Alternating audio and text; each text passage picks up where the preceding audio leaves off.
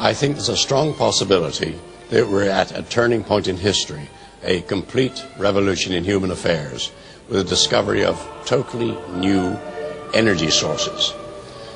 Many people are skeptical of this, but I think we may be going through the 4 stages involved in any revolutionary development. 1, it's nonsense, don't waste my time. 2, oh, it's interesting but not important. 3, I always said it was a good idea. And 4, I thought of it first.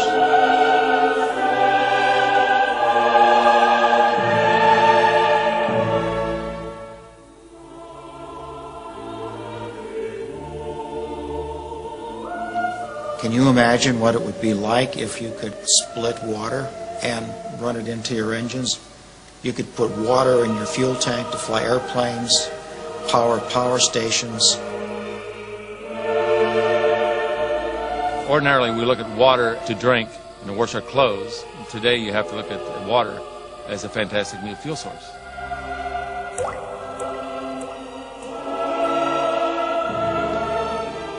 A world powered by water might seem like a dream, a pure fantasy. But 100 years ago, that is exactly what the men of steam would have thought about a world powered by oil.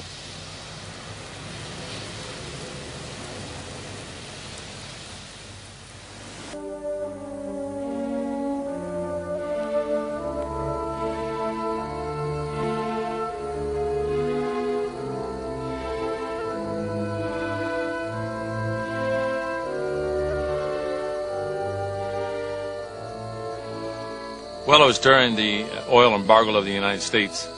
It alarmed me that a little country over in the Far East could actually cripple the United States. And realizing that the entire industrial base of the United States and the world is based on the supply and the utilization of energy, it became imperative that we must try to bring in an alternate fuel source and do it very quickly. Of course, I thought originally with the right type of funding, we could possibly get it in within 6 months. But reality shows that the 12 to 15 years was more correct in this projection. Back in the 70s, Stan Meyer set out single-handedly to solve America's energy problems. He decided to do it using water, the world's most abundant storehouse of hydrogen, which is a far more powerful fuel than oil. For 15 years, Meyer has been fighting to get his inventions taken seriously. Most inventors have to be a loner. You have to be somewhat thick-skinned and don't rely on other people to support you, because they will not. More times than not, an invention is really stolen from the inventors. Even in my prior development of high technology, I've had patents taken from me. I learned from the School of Hard Knocks to be very cautious. Meyer has always stood out against the crowd. He has no formal qualifications as a scientist, because he didn't wait to graduate from high school, leaving early to go straight into research at the high-powered Battelle Institute in his native Ohio. Now he works full-time as a private inventor. He's built a device with potentially revolutionary implications. There is nothing startling about a machine that can extract the hydrogen from water. What is highly unusual is that it should do so with ordinary tap water. The conventional method is called electrolysis. Meyer has turned that process on its head. Unlike electrolysis, his device doesn't use up large amounts of electric current, nor does it produce an enormous amount of waste heat. For 20 years, he has been refining a method to fracture water, which produces vast amounts of hydrogen on demand. This is not his latest apparatus. He was unwilling to let us point a camera at that. This is the simple device he used to convince a reluctant patent office that his revolutionary concept actually works.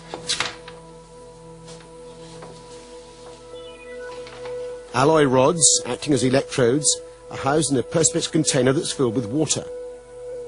Normal mains voltage is fed in through a transformer, but critically, there is virtually no current consumed, less than ½ an amp. The result is dramatic. Hydrogen pours off with the flick of a switch.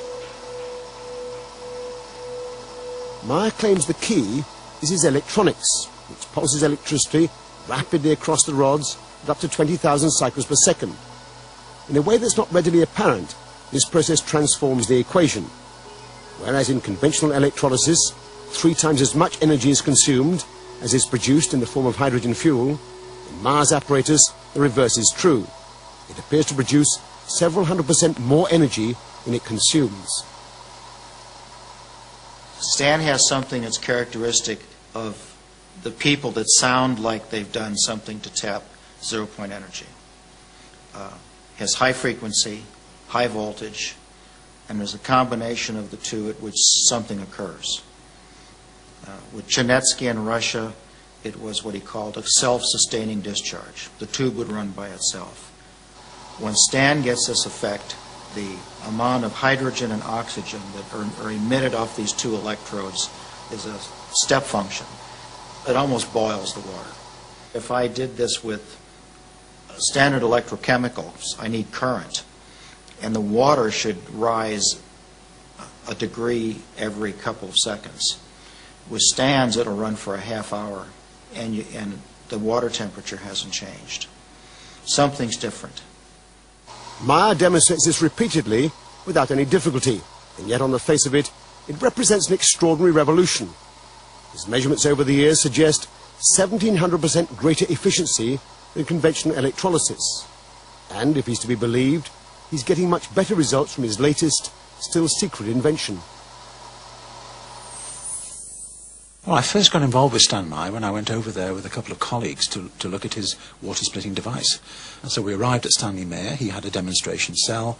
We filled it with tap water. In fact, I did that myself. And he switched it on, and almost instantly there were 3 jaws dropped because of the rate at which the gas poured off. It was quite spectacular. Whatever energy source Stan Meyer had tapped, it was not explicable by the electric power that was going into it. So something was powering it outside of conventional wisdom. There is no question that the gas coming off in such abundance is hydrogen.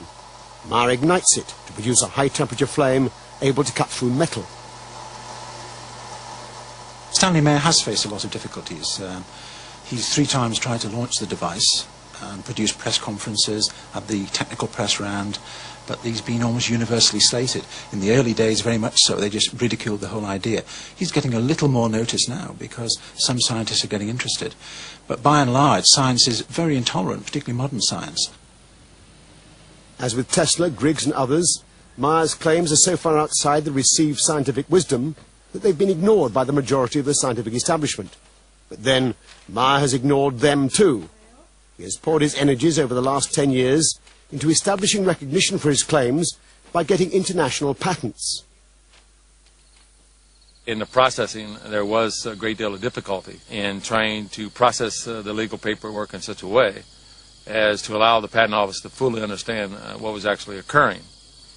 In one instant, we brought the water fuel cell to Washington, D.C., and of course I had tweaked it in such a way to produce an enormous amount of hydrogen and oxygen gas, and the patent examiner said, no, it will not work based on the electrolysis process. And when we turned it on and produced an enormous amount of hydrogen and gas, the examiner finally realized that we were doing exactly that, and went out in the hallway and started screaming and hollering to everybody on the floor, put out all your cigarettes, hydrogen's in the building. So we started laughing and said, well, we certainly convinced everybody in the patent office that we can do what we said we can do. Even so, the US Patent Office dragged their feet for 3 years before granting patents on the hydrogen-producing device. Since then, against massive resistance, he's managed to get patents established throughout Europe and Japan. But the hydrogen machine was only the first step towards Meyer's ultimate dream. If he gets it right, this application of his technology would change the 21st century in the same way that the Wright brothers and Carl Benz transformed the 20th. He is currently modifying a beach buggy to run on nothing but water. It doesn't have a petrol tank or even a hydrogen container. It has just a tank of water. He's invented a device called a water splitter to replace the spark plug. As the water is injected into the engine, Meyer claims it's fractured into hydrogen and oxygen and then burned as fuel. Meyer is working on a kit to modify any engine. He hopes to demonstrate it on this car within 12 months. And of course, the blessing to the use of the water as a fuel source, that on combustion, the byproduct is water mist. So we're even solving the environmental pollution problem at the same time that we're using water to maintain the industrial basis of the world. Meyer is protective about his inventions to the point of self-confessed paranoia. Most observers describe him as a crank and his car as an aberration. But then madness and genius often go hand in hand. Meyer shares with many inventors a problem that goes well beyond paranoia. As an engineer with no scientific background, he faces a giant hurdle when he tries to communicate with scientists. One problem is that the language that people use when they're trying to describe their inventions is not the language that I as a scientist am used to, and so I have to translate it, if you like, into a way that I can begin to understand what they're trying to say. It might as well be written in Swahili for all of the sense that it initially makes, and so I'm not particularly inspired to put a lot more effort in the hope that the pearl of wisdom will reveal itself to me. At a certain point you hit a law of diminishing returns. It isn't just a question of the difficulties of communication. There is a profound barrier between scientists and inventors, and a strong reluctance on the part of most scientists to risk their reputations grappling with issues that don't have a clear scientific pedigree. Reluctance to look foolish inhibits a lot of people from looking at things. This is looked at as a pariah. You touch it, and it creates an image of you that you don't want your colleagues to see. At one extreme you might have things that are guaranteed to work but are not very interesting if they do, and at the other extreme things that are a real long shot but would be revolutionary. And so you have to try and weigh the balance and decide which side is more likely to be profitable for you. Then, having made some choices, you then have to ask yourself, how do I actually go about doing this? Do I have to apply for funds to do it? And if I do, who will I be competing with? And what is the better chance that this will be supported or that? Because, at least in the big science area that I work, you can't just sort of come up with an idea on a Friday and expect to start the experiment on a Saturday. It takes many months, many years even, of preparation. But though the scientific establishment may have ignored the likes of Meyer, the powerful military-industrial complex certainly hasn't. Over the past 10 years, Meyer says he's been quietly approached by many influential organisations who would never admit publicly to their involvement with him. It is involved in deep space exploration, and it's also being developed quite highly in the military. Basically what occurred with water fuel cell was in the fact that once they understood was actually occurring, then under the U.S. national security mandate, I have no decision or power of whether or not the military or NASA or the federal government will utilize the technology. They can utilize it in any way they so desire.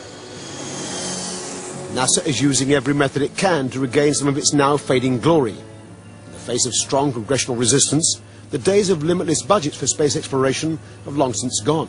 As the champion of a new, environmentally friendly energy source, NASA would gain immense support. Your identification, please. You have your identification?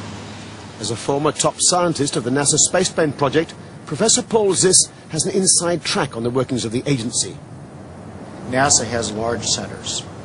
The center that's in charge of propulsion is NASA Lewis in Cleveland, Ohio. Can you imagine, instead of having a million-pound rocket has 900,000 pounds of fuel on board, an oxidizer.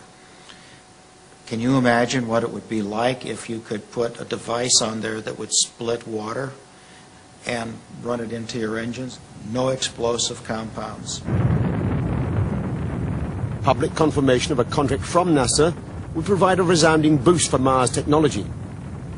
But Paul Ziss says it's only in a closed meeting they confirm such an agreement. They're looking for new energy sources.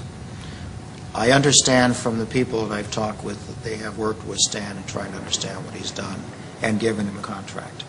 I also understand with the bureaucracy in Washington and the congressional oversight as to why they would never admit it. Anyone that does that will be suspect, will be challenged, will be considered a threat.